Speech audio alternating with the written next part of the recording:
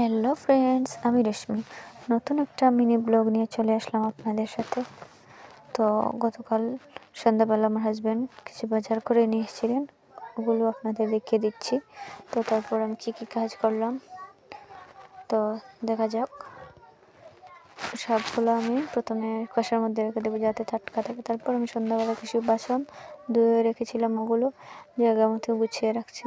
তো আমার কিচেনটা তেমন সুন্দর না দেখতে, আপনারা কেউ বাজে মন্তব্য করবেন না। আমরা তো নিম্ন মধ্যবিত্ত, আর গুছিয়ে রাখতে জানলে সব কিছুই সুন্দর। তো তারপর আমি রান্না করে নিয়েছি অফ ক্যামেরাতেই।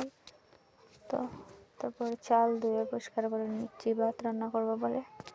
তো দেখতেই পাচ্ছ, কথা বলতে বলতে আমার ভাত হয়ে গেছে প্রায়।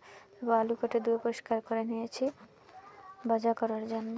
তো আলুটাও ভাজা বসিয়ে দেখে আর অন্যদিকে ডাল রান্না করে নিয়েছি।